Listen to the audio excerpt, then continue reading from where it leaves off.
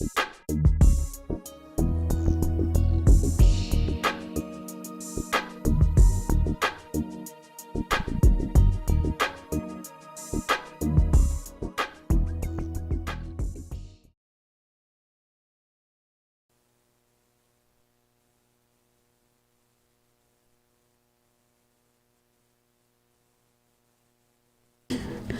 you hear us? I'm JP Craddock, and I am here with the one and only Stacy D. Love. And we are broadcasting here on KUAW Radio. Why in the world would you do that? I can't hear myself. Okay, but me and everybody in the audience heard you doing that. What I tell you about your symptoms? See, this is the reason why the D needs to get back on them ADHD meds. No meds. You up in the studio grabbing cameras, blowing into the microphone. Let's just tell everybody what you've been doing today, D, because you've been out of control. You grabbing cameras. Well, it's because we haven't been here for 2 weeks, and you know how when you come back in, I got to get all back familiarized to everything again. She's like that kid in the classroom to just be grabbing stuff. D, stop blowing into that microphone. I can't hear myself. Yeah, turn that up. Okay. Oh my God. Is she serious? Because I really thought I turned it up. She had not turned up the volume. Let's go. Can I finish the intro, please? Oh, please. We are broadcasting here on KUAW Radio, which stands for Knowledge, Understanding, and Wisdom. and Wisdom. Coming up on the show today, our question of the day is, I'm going to read the whole question. Read the whole question, JP. Okay. Although I love my students, this question is right up your alley, D, as a former principal.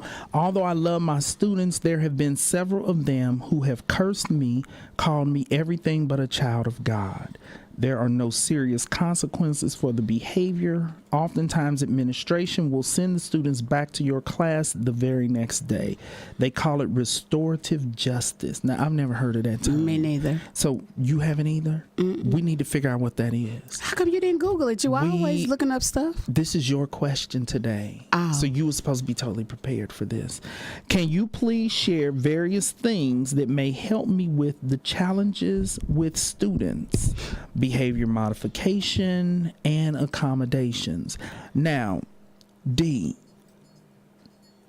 when we get to this, hopefully you're going to be able to tell us what restorative justice is. Mr. Walker. Yeah, words are you Mr. Walker and the professor? We have the professor in the building. Yes, come on in. Do you two know what restorative He's looking it up now. Justice is? Sound like something from the Wild Wild West to me. But the professor works in a school. Mm-hmm. Professor. No, he works in the after school program. Why is he looking like he's never heard this term also? Oh, he's in ASP. Mm-hmm. Those are kids who have already gone beyond restorative justice. Exactly. They are kicked out and in ASP. Okay, he found it. Let's hear it. Restorative justice is an approach to justice where one of the responses to a crime is to organize a meeting between the victim and the offender, sometimes with representatives of the wider community. That don't sound like that even go right. To a judge. But okay. How are they using that as an excuse for sending disruptive kids back into the classroom? That don't even make sense. Can I have some peppermint? I'm a little dry. No, D. Oh, okay. Excuse me. Okay. Now, they have counselors at school, so they can set up meetings with parents. They have counselors. You got principal. Okay. So, but also they have these meetings, and they basically the meetings are problem solving. So they quickly have a meeting and send the kid right back to class. Yeah, but they're only having a meeting with the child and administrator, I guess. Yeah, because the teacher can't get out. She has a whole probably classroom with 40 children. And a restorative justice program aims to get offenders to take responsibilities for their actions, to understand the harm that they cause, to give them an opportunity to redeem themselves. Okay. So this teacher who sent us this question, I think her point is this whole restorative justice thing is not working. The kids are still cussing her out. And so the D is a former principal. I have worked in schools and provided therapy services in schools as well. So hopefully we can provide some good feedback on that question. So we have that coming up around the half-hour mark. Before we get to that, D, what's your check-in?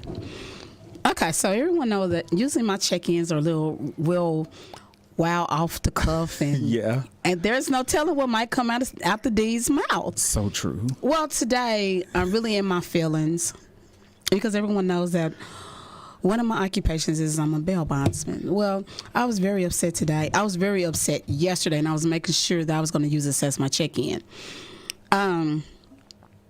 Since this is a platform for us to speak out on Unjust, because this is Speaking of Unspeakable with Stacy D and JP. That's right. So in Wyandotte County, and this came up with my grandchildren, you know, they're twins.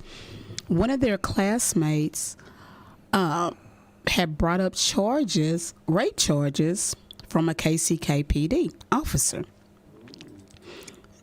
The officer was Caucasian. The young lady was, her mom was Caucasian, her dad was black. So in America, she was black. Okay. He only got 3 years. The police officer. Yeah, he was like 25 and she was like 15. Because, had to be 15, 16, depending on when her birthday is, because she's in the 10th grade with my grandchildren. And it was a big thing at the school.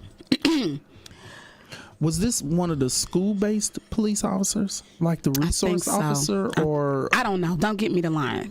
Well, but they go to war. Full-fledged police officers. They're all full-fledged police officers. Yeah, right. But the grandsons go to war, and he only got sentenced to 3 years, and that really, really bothered me. Flip. I just recently bonded out a gentleman who's been in jail since 2021 on a rape charge, and he got sentenced to 20 years. It was a flip. He was a black chemical engineer, and she was a Caucasian. They were living together and was his son's mother. And he came home from work early and caught another man in his bed. So she called the police, and this is only me getting this second story. And he got sentenced for 20 years. So for rape. Okay. And he actually has taken his charges to the Supreme Court, and right now he's on what's that called?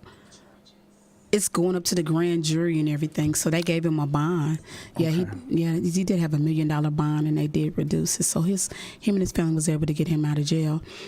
But evidently, they see something's wrong with that, and I think that's really, really good. And I just really want to stand up for our American people here in Wyandotte, in Kansas, because those were our Supreme Court justice for the state of Kansas. So evidently, someone's going out there, and we are electing the right people, that they actually seen that it was an unjust there, because that was one of the cases that he actually used, and his thing was like, hold on, at least my person was of age who I'm getting accused of raping.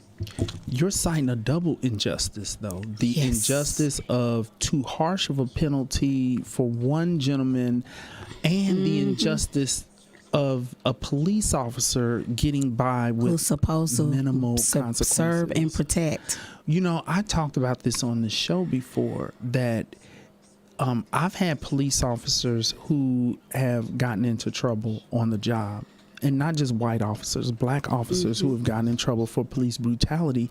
They're not even held accountable to complete the therapy sessions in order for them to return to work. Like, they're referred with the expectation that they complete these sessions, and then I release them to work. They might show up to 1 or 2 sessions and then they're done. And they end up back to work without me releasing them. So you're right. There's a issue of accountability. Most And definitely. as I have said, police officers really are not black or white. They're blue. Because even, like I said, even black police officers who have committed crimes of police brutality against black males, they don't get held accountable. They're like, I'm going to do 1 or 2 sessions and that's it. And in those 2 sessions, they don't accept responsibility for their behavior. They're like, no, I did what I had to do. I had to do. Right. That's their attitude. Okay. Here's my check-in. Did you have anything else to say about that, D? No, I just fired up mad about it. Okay. It's going to fit well with mental health and illness in the news today, because I have a story about a police officer in alignment with what you said, and we didn't even plan this. Okay. So here's my check-in. My check-in is about connectedness. One of the assignments that I give couples a lot to prevent them from growing apart is for them to stay connected. Simply, I shouldn't even have to give this as an assignment, but I frequently do, for them to just have conversations, to block off a little bit of time. Maybe at night when they go to bed, cuddle up with each other, have a conversation. Intimacy. Put your laptop aside. Put your phone down. aside. Just connect and have a conversation with each other. That prevents couples from growing apart, because you keep reconnecting, so you stay in contact with who your spouse is. Okay. And so I'm actually pretty good at, I'm probably too good at this, because my wife be like, why are you talking to me? Like, could you please go away? Yes, this woman, she be like, he is talking to me too much. So Sasha, come talk to your daddy. I just gone across the hall to my office like, fine, whatever. But here's the other thing. We also have to stay connected to ourselves. And I am a person who is in a constant state of self-analyzation. I like to analyze me. And so something interesting, a friend of mine who is a viewer of the show had suggested a show to me called The Patient. And this is a show that you would think I would enjoy. It's a show about this therapist, and he has this patient who's a sociopath. Oh, goodness. And he's a serial killer. And so the patient kidnaps the therapist and holds him hostage and forces him to do therapy on him in a controlled setting, because he's being held captive, because he claims he wants to stop killing people. I couldn't make it through the show. I couldn't get through the show because, one, I was constantly critiquing the bad therapy that was being depicted in this show. And then when he killed They this, should have called you for research. That's your other hustle. well, because therapists are never depicted well in TV and movies. The only movie that I saw that I felt like was incredible therapy was Good Will Hunting. Did you ever see Good Will Hunting? Oh, I don't have forgotten. That's something old. It's old. It's Robin old. Williams played the therapist. Yes, I with do Matt remember Damon. that. Okay, I do remember that. Now, that was good therapy. I was like, damn, this is actually how therapy's supposed to go. Everything else that's portrayed is BS, okay? And so I couldn't allow myself to just kind of try to enjoy it, because the therapy was bad, and then the therapist got a really nice person killed, and I was done. I was done at that point. And so it made me think about the fact that I wasn't able to get through the Dahmer series, and I wasn't gonna watch that. So, well, because that's an actual true story, I really am hoping to get through it, because there's an educational component to it, but it was so dark I couldn't make it past, I think, 20 minutes of the first episode. that's the reason why I don't want that in my soul, in my spirit. I just don't. Couldn't handle it. And so this made me think about, well, what am I watching? And so What are you watching on TV? Yellowstone? in analyzing myself, because you can learn about yourself What'd you say? Yellowstone. I love Yellowstone. Oh, I haven't seen Yellowstone. What kind of show is that? But wait a minute, I am really finding myself watching these black and white westerns. What is going on with me? Black and white westerns? Yes! I used to watch those as a kid. Exactly. So I don't think I'm like trying to get closer to my grandfather, because him and I used to sit on the couch and I lay on him and we'd just be watching the westerns. That might be what it means. This is my challenge to our listeners. There are many areas that we can analyze ourselves and stay in contact with ourselves, because the goal is to know yourself. Know yourself. And you would be surprised how many people I see in therapy who do not know themselves. And a lot of times we take it for granted that people are just automatically analyzing themselves so that they know themselves, but this is not true. Many people are so busy living their life that they don't stop to think about what their decisions mean and what their decisions say about who they are as a person. And so I was like, I'm gonna take this one area to see what this says about me. I've been watching shows like The Magicians. Who the hell is that? That is a family of people with special powers, and they are on a quest to save the world. Okay, I was about to say halfway devilish, but no. Yeah.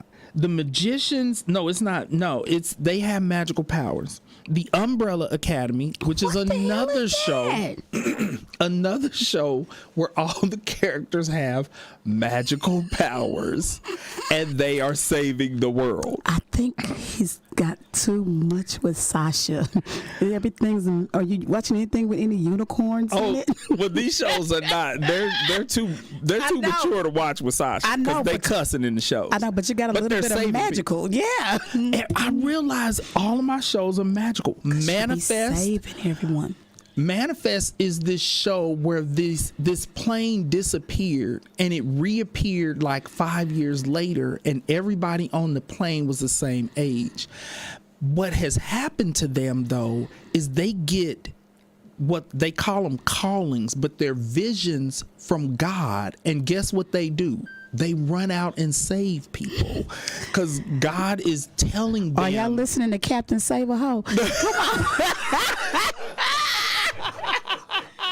Oh my God. Come on. I want to be saved. Come on. Okay, let's hear about the next one. I don't even know if you can say that on the radio. Well, we just did. And so, in looking at all these shows that I watch, there's this new show I started watching called Fate. Of course, they got magical powers. And so, this is what I learned about me, is that therapy is a slow process for helping people compared to if I had magical powers. And so there's a part of me that wants to help people a lot faster than what is happening. And I need magical powers. Need some magical powers. Because well, we know what you're going to be for the Halloween, huh? My process. Get you an umbrella. Let me tell you. And all these shows, they have all these different, they're all kind of like superheroes basically, but they have all these amazing powers and abilities that they use to save the world. And so the friend of mine who referred me to that show, I'm gonna have to tell her I couldn't watch it. It was too dark.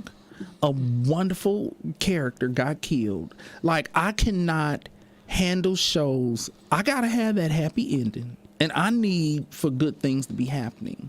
Now, here's the significance of it. I went to a training put on by Michael Boniello, who's like this. That's one of your boys.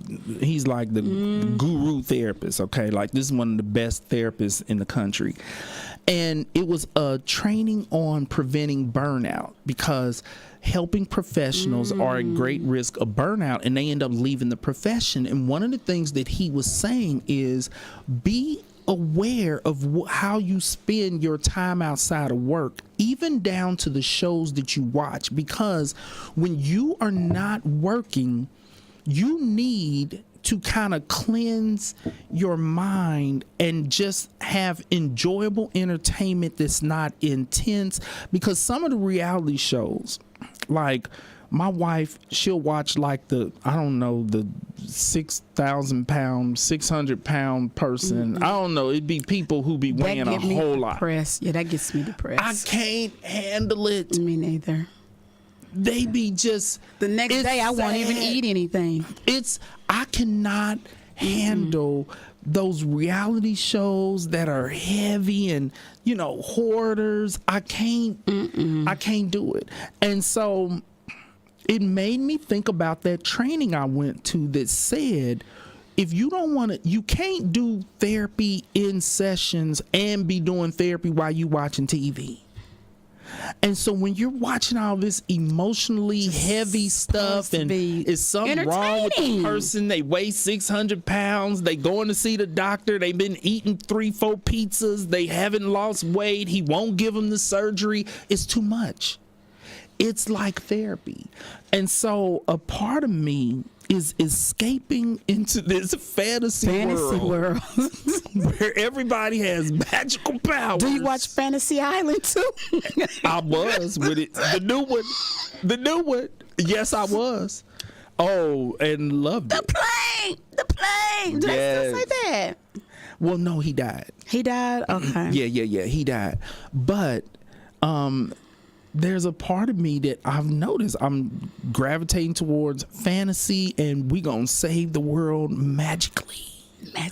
So I thought that was interesting. But for our viewers, I want you all to pay attention. I want you to look at all the shows that you watch, that you have on your DVR, and figure out what that says about you and where you are at in your life.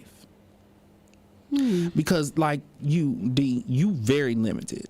It's so much crap that you won't watch because it's gonna get in my spirit. I'm like, oh my Lord, I do not do it. Everything's gonna. But I like Yellowstone. What is it about? Do they have magical powers? No magical powers. It's a Western. It's an up-to-date Western. Really? Yeah, they own this by Yellowstone National Park. Okay. Yeah. Are they saving people? No, they some down and dirty ones. They killing people. Yeah, but I like them though. I might have to try to check that out. Yeah, check it out. I mean, it's just very much entertaining. Okay, let's get to mental health and illness in the news. A police officer by the name of Austin Lee Edwards, 28-year-old police officer, posed as a teenage boy and catfished a 15-year-old girl. Oh my goodness. In Riverside, California. He had been a Virginia state trooper and was recently hired by the Virginia Washington County Sheriff's Department. So he was an active police officer. He killed her mother. What? And her grandparents, and then set the house on fire and kidnapped her. It ended with him being shot and killed by law enforcement officers. The girl escaped. She's in protective custody now, getting treatment services. Has no family, though. She has no family. And here's something to think about. In 2021, the National Center for Missing and Exploited Children received 22 million reports of these types of online catfishing crimes. And so I'm addressing this for two reasons. One is this was a police officer. Protect and serve. Supposed to be protecting and serving. He was out killing and kidnapping. We literally pay his salary. The people in California pays his salary. Right. And police officers actually make good money. It's decent. So you paying a lot of money in taxes for their salary. But the other reason why I'm addressing this is parents. You have to monitor your kids' online activities. This is difficult for parents because there's a line between allowing your kid to have privacy, and a lot of times parents err on the side of, well, I'm trying to respect their privacy. I'm trying to respect their privacy. You don't have no privacy in my house. That's why I guess I guess that's the reason why God made me have my children very early. The D said, if you want privacy, get out then. Get out. But as long as you live here, you'll have privacy. You get privacy when you pay for it. Exactly. So if you're not paying the rent or the mortgage, and that's the approach I want parents to take. Exactly. That is your house, and you are responsible for protecting your children. So although they Let me see your phone. You got a what's who is this? code? Who this grown man? No, Right. why you have a code? Give me the code. Oh yeah. Ooh, okay. Oh. I'm gonna do it right in front of you. Oh yeah. Oh yeah. My boys was never allowed to have a locked security code or Yes. something on their phone unless we knew what it was. Who are you? If I can't get into that phone, I'm going to destroy it. That's just like you locking your bedroom door. You won't have a door. I will take that door Off the hinges. It'll be in the basement. Actually, and you have to keep in mind, Nadine and I were foster parents. Our kids were not allowed to shut their doors because you know, if you got two kids in a room and a locked and a shut door, Keep that door open. you gonna end up with a romance taking place up in that joint. Okay, and so we wasn't allowing that. We don't allow romance between the kids in the house. But parents, I know you know, a lot of times you're thinking about when you were a kid and the privacy that you wanted, and you want your kids to That's have the this reason privacy. why you didn't have that privacy. Well, and in these modern times, this is what parents have to remember is that, you know, when I was a kid, my mother didn't have to worry about the internet because it didn't exist. Didn't have to worry about me on a cell phone because they didn't exist. The only people who had cell phones, the big first cell phone that was the Those size were of a still suitcase. like in the 90s when those first came out. Was in the 90s. Okay, and I never even saw one of those in person, let alone had one. And so, but in the 80s, none of that existed. No, it and so just because you were a kid and you wanted privacy and you may feel like you were able to have privacy, you are raising your kids in modern times where any Technology. predator, any sexual predator has immediate access to your kids, even through the video games. Because I had a kid the parent brought in for therapy, and she found out that through his video games, he was talking to like these strange grown men. And the kid's perspective was, well, we play video games together. He's just a nice guy, and I'm not Become into friends. that. And That's the first step. Exactly. That's the first step. And that's what I'm Too wanting friendly. to. Because why is a grown man playing video Exactly. games with a teenager? And so, Well, they do that. but 'cause that's the grooming process It to is. lure them in. lure 'em on in. And so that's what I want parents, please parents, forget this privacy crap. Pay Your kids attention. get privacy when they grown and they can afford to put a roof over their own head and have their own privacy, because by then their brain will be developed enough to protect themselves better. But while they are kids, you have to remind yourself they don't know what they are doing. They don't have good sense. So you cannot allow them to protect themselves from deviant adults who are able to manipulate and outsmart them. Get in your kids' business. You need to be able to get in their phone, like the D just said. You need to be able to get into their laptop, and you need to randomly do so. Randomly. Because Nadine would and just then check their deleted files too. yes. You got to get they all smart. up in their social media. Their business is your The business. same way you do your spouse. Or your significant other. Hopefully you are not having to do this with your spouse. If you got to do all this with your spouse, you got a marital problem. Got a marital problem. But give that attention to your She child. checking her husband's phone and her kid's phone at the same time. What these two fools up to? But give that attention to your children. Yes. get in a business. Cut this ridiculousness of, well, I'm trying to respect their privacy. They don't have any respect. Because the predator is not respecting their privacy. Exactly. The predators are invading their privacy. Your kid will come up missing. Fortunately, this little girl, she did escape from him. Police ended up killing him. But what if she wouldn't have got away? Because he probably that was not his planning plan. to kill her. Yes. He was going to take her and give her a whole nother name, and they was going to live happily ever after. She had watched him kill her mom and her grandparents. She was going to be stuck in the basement. She was going to be stuck in the basement. But in his mind, it was going to be happily ever after. Right. Okay, here's the next story. A Florida doctor, Dr. Eric Andrew Salata, who was accused of raping his female patients. Why is everybody getting raped on here? We done just started the whole story. I started the whole doggone and we didn't episode on rape. This. Yes, this is like okay. Come on, interesting. I'm sorry. We're both covering these kind of stories. He raped really 2 female patients, and a third came forward. They were aged 51 and 72. This was a cosmetic surgeon. While they were sedated. Now, he was arrested last Monday, but he's a doctor. He had money. He got out. So he was released the next day after posting bond. But then, this past Monday, he was found dead and in a ditch with a gunshot to his head and a pistol located next to his right leg. So they are suspecting this Homicide? Well, there's suicide. It was made to look like a suicide, and so they have to investigate it as a possible suicide. But there is the possibility that one of those women's husbands, grown child, because they're 51 to 70 it's something. like, you think you gonna rape my mama while she's getting plastic? I got something for you.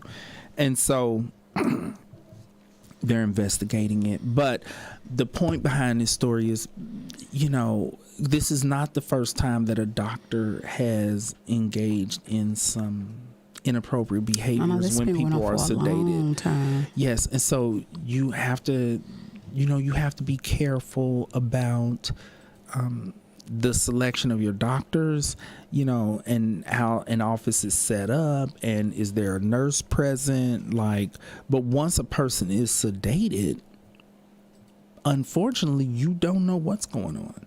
You don't know if the nurse is sent out of the office or what. And so the most you can do is do a lot of research, read reviews to see, what former patients have had to say about a doctor. You just can't be too careful, because we live in a world that is insane, and there are tons of people out there waiting to do horrible things. Okay, let's get to our question of the day. D, I'm gonna let you kick this off. Can you read it again for me, JP? Okay. Although I love my students, there have been several of them who have cursed me out, called me everything but a child of God. There are no serious consequences for the behavior. Oftentimes, administration will send the students back to your classroom the next day. They call it restorative justice, which we already covered that, and we don't get it on the whole restorative justice. It's not working. Okay. Can you please share various things that may help me with the challenges with these students? Behavior modification, accommodations. That's it. So this person is like, please help me. And there actually was more to this question, but the rest of it was not even appropriate to read on the radio. Because she snapped at some point. This teacher got fed up with the students cursing her out. Can you tell me what age group this was? It's high school students. Okay, high school students. And you mentioned a KCK school earlier. No, KCK police officer. This is a KCK. KCK? High school. Wow. Yes. So, what can you suggest to this listener for dealing with the problem of just the disrespect and the profanity, being cursed out? What are some ways for a teacher to address that? What are your thoughts on it? Well, that did happen to me a couple of times, not very many. Because because I let them know, I'll fight you and your mama. See, I you let like them this think, teacher. I let them think I'm just as crazy as they are, and you can try me, and we're gonna see what happens. But it actually worked because, and then like, I also set up allegiance with the other children that they were helping the other children to, we don't do that with Miss Head.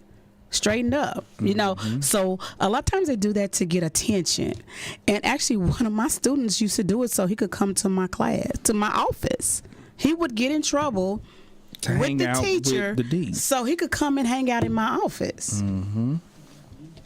And that was like really weird too.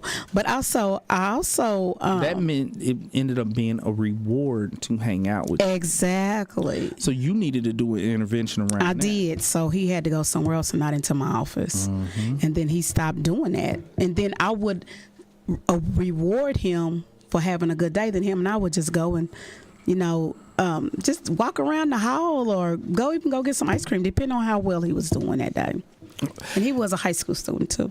Okay, this is really good what you just mentioned, because I see teachers in therapy for a couple of school districts, and that is the perfect intervention because you were his favorite person in the school, and his negative behaviors were being rewarded by being sent to your office, and so you flipped it and made it so that in order for him to come to your office, it had to be a reward for positive behaviors. Exactly. And so that is a really good intervention. Once you figure out what a kid likes, what motivates them, you use that as a part of your behavior modification. That needs to be the reward. Figure out a way for that to be the reward. Okay, so that. And then also, at my school, I was very big on parent involvement. I mean, it was almost a must. So if you do get out of hand, I am calling your mother. I don't care if she is painting the white lines on the street. I'm gonna call her 50 times if she answered the phone. Right. So I'm making her accountable for your actions, and let's see what she's gonna do when she get home. Because my kids will fall out and start crying. No, don't call my mama. Don't call my mama. Don't call my mama. So basically, I just brought up some of the same things from our upbringing and try to put on that new generation just to see what happened. I mean, I had some kids like Collar. I'm like, okay, I am. Hold on, sit right there. Well, oftentimes those are kids who the parent is either ineffective or they know when you call, you ain't gonna get a hold of her because she's doing her thing. But I'm gonna keep on calling and keep on calling and keep on calling. I'm acting like an angry girlfriend. And hold her accountable. Yes, most definitely. For holding the child accountable. And then guess what? If I don't get to them while I'm in that hour, while they're in that class, I'm going to keep calling. And then I'm going to call at 7 o'clock tonight. And then I'm going to call at 6 o'clock in the morning. I'm going to catch her. I'm going to catch you. And then when they have an attitude, I'll be like, hey, this Miss Head, how you doing? Yes, Miss Head. I've been really trying to get in touch with you. We are going to have to do a plan because when I call, I really need you to get in touch with me. Right. Because your kid is in here acting a fool. Exactly. Now, D, you didn't cover this. The school that you were a principal of was essentially was like an alternative school. Yes. It was owned and ran by a mental health center. So these and were USD all 500. kids. So it was a co-op together. Yes, and these were kids who were SED, which stands for severely emotionally disturbed. And these are the kids that the school could no longer handle them. Which is why they ended up with the D. Longer handle, but I handled them. Right. A couple of times take it down. They didn't want to get taken down anymore. Here's And then some of them was want to get taken down because they was on that emotional feeling. So I would get other things for them to touch on. Don't be thinking you can touch on me. Right. Because I would see that a lot when I worked in the mental health center. Some kids would intentionally act out aggressively to the point where they had to be physically restrained, and it was touch. Meeting that emotional need for touch that they were not getting in any other way. Yes. And so for kids, they're like, I will take it however I can get it. So if I can't get a nice, warm, nurturing hug from my parent, I'm going to act a fool, and y'all going to have to restrain me, and I'm still going to have that human contact. Yep. Which it has been scientifically proven that children need human contact. They need that. Yep. And I would just put them, I had remember I had that room that they would just go in. And they would just act a fool. And I was like, okay, are you ready? And with me, I never got upset because I never took it personal. Because at the time, I really did love kids. Totally different now. Whatever. But I never took it personal. And I could just like, okay, are you ready now? Yes, Miss Head. I'm like, come on out then. Right. And then we'll try to talk through it and do things like that nature. Yeah. What was really hard was trying to retrain those teachers because they were so used to one way, and I'm trying to do a more therapeutic approach. Well, and what we have to remember is that teachers are not necessarily, they're not mental health professionals. No, they're not. So they're oftentimes at a loss, like the teacher who sent us this question. But they were special ed teachers. Now they are specially trained. Exactly. But like that one there, and maybe she needs to go to another level and get with the parents and write a letter so maybe that child can get an IEP. Or get a 501c3 plan for their behaviors, so they can get a mental health professional in there to sit with them and try to keep them calm. Yeah. Additional services. Yes. And so that is a suggestion for this listener, is try to get some additional services. Another thing you can do is, if the kid is involved with the local community mental health center, reach out to them, see if they can have a case manager or attendant care worker, attendant care or a case manager to come into the classrooms, yes, to help you manage that kid behaviors. Exactly. Yeah. And then guess what? And sometimes those children do not like being singled out. Yes. Sometimes they'll pull it together to prevent that case manager from coming in there. Exactly. Yeah, because it's embarrassing. It's embarrassing to have like, oh, your mental health worker is here too. Are you cuckoo for Cocoa Pops? Who is this person that came in? Yes. The other kids are asking, who is this grown person that came in to see you? That's my case manager. Why you need a case manager for? From the mental health center? Mm-hmm. Yeah. And so that is an option. And here's, when it comes specifically to the problem of profanity, here are my suggestions. Set the boundaries early. This is the mistake that a lot of teachers make. There is so much cursing going on amongst the adolescents that they allow it to go on because they feel like, if I address every time a kid cuss my class, I ain't gonna have time to teach anything. I'm just gonna be addressing cussing. And guess what? And we won't be teaching. They'll just be doing homework. Because when you don't address it, it becomes a natural part of the milieu. It becomes the culture in your classroom for them to curse, which sets the stage for when they get mad at you. Guess what? They're going to cuss you out. And so then you're trying to set a boundary. Who you cussing at? You can't talk to me like that. They're like, we cuss up in here every day. And I would literally have it up there. We would have some boards, no cussing, be respectful. Right. Wouldn't have a whole lot of them because it's not that many. And we're going to learn. That's 3. Right. No cussing, be respectful, and we're going to learn. Mm-hmm. Which covers a lot. And so I understand that teachers feel like, oh my goodness, it's going to be overwhelming to try to eliminate profanity from my classroom. But if you don't want to end up getting cussed out, You need to do that. And so what you do is you set that boundary early on. Set those boundaries. So that when the kid, from First day day. one, when they First come in day. there, you let them know, like the D said, hey, these are the rules of my classroom. No cursing up in here. We're not cursing at each other. We're not going to do that. I'm an adult. I need you all to respect me as an adult. And you can say to kids, listen, I'm not going to pretend like I don't know that y'all all cuss up a storm, okay? Y'all cuss up a storm. It's disrespectful, though, to be cursing in my classroom in my presence. Period. Now, when y'all out there in the hallway, standing at your lockers, having your own personal little conversations, that's one thing. But this is the classroom. This is a place for learning. And what's coming out of your mouth is not educational for anyone. And so set those boundaries. Set those boundaries. Mm-hmm. Another thing that teachers can do in this situation is kids respond well to adults who show them respect. You have to talk to them with the same level of respect that you want them to talk to you. Okay. And the way you do that is, if you don't want them yelling and hollering at you, don't you yell and holler at them. Like when you are addressing them, you address them like the human being that they are.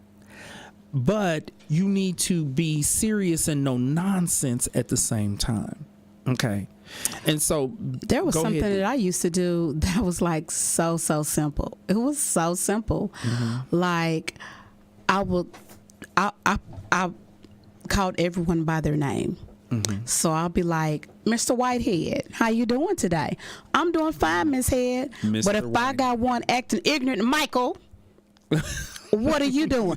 Well, Miss Head, why you don't call me Michael Williams and you call? Because he's acting like an adult and you're acting like a little 5-year-old. Mm. When you get to that level, then guess what? You can be Mr. Williams. Right. And because they call me Miss Head, so I wanted to address them as the same. Right. I mean, just little bitty simple things. And I oftentimes usually would call my kids sir and ma'am. Sir, That's what are right. you doing? What's going on today? Mm-hmm. Well, yes, ma'am. How you doing? Da, da, da, da. And they pick up on that. You don't think that they do, but they do. Yes, they do. And it would always be wonderful because they would interact. One of the problems that I did not have in working with adolescents, either in the inpatient treatment center, working with adolescents in juvenile detention, working with adolescents at the mental health center that we worked out, I did not have problems with kids cussing me out. I didn't either. Because hold on, they may be cussed out that first time. It wasn't a second. It wasn't gonna be a second. It wasn't gonna be a second. Right. And so I sent you something the other day from one of our guys. an incredible. This as a kid, this was a kid who was referred to me because he had cussed out his previous therapist. And so bad. one of his therapists was a supervisor at the mental health center, and she is the one who referred him to me because she was like, he's doing too much. And in that very first session, when he started to try to test and see, let me get my clown on. And I just set those boundaries early on. We're not doing that. And he was one of my faves. You think he is still, because he didn't act like that way with us. He's still in my life to this day. He still is in your life. And he's old and grown at this point. Mm-hmm. Okay, he has maintained contact. Almost 40. But you set the boundaries early. You talk to them with respect. And here's another thing that I want this teacher to consider. A lot of times when you really need to address a child, you're going to get further holding them after class and talking to them one-on-one. Because when you have to redirect them during class, but to go deep and have a deep discussion with them, that cannot take place in front of their peers. That's like belittling them. Because they And they're feel going to challenge you. and they feel like they got to put on a show in front of their boys. Okay. So when you go into full checking mode and you checking them in front of 30 other kids, they go into full checking mode. And so you redirect them during the class, but you hold them after class, because that's when you're going to be able to have contact with more in alignment with their true authentic self, when they don't have to put on a show and put on a front for their boys and for all the girls in the class they trying to talk to and all of that. You want to eliminate those distractions to have that conversation and just say, listen, I'm having a problem with the fact that you are cursing and carrying on with me in my classroom. It's disrespectful. See, I am your teacher and I don't cuss in my conversations with you. For all you know, I might cuss up a storm, but you don't know, and you're not going to know, because I'm not going to disrespect you like that. See, this is the empathy work. You want to try to instill some empathy. You want the kid to understand that I'm not confronting you on cussing at me just because it's against the rules. I'm also saying to you that I respect you enough to not curse at you. And so how do you think it makes me feel that you're not showing the same amount of respect for me? So that's the reason why you have that conversation and say, I'm respecting you every day and you are cursing at me. Why is that happening? To try to elicit some level of empathy for the kid to be put in your position and for them to realize this is grossly inappropriate behavior, and to talk to them about, my goal in coming in here, because as a teacher, clearly I'm not trying to become a millionaire. And so my goal in coming in here is to provide you with an education, something that I already have. So I'm not here to benefit myself with an education. I already have an education. And the truth of the matter is, I'm going to get a paycheck whether you in my class or whether I send you to the office. Don't go there. It is the truth. Yes. See, he has to go there. I wouldn't even went there. Yes. But let me finish. Let me explain why. Because, this is something that when a teacher says to a kid,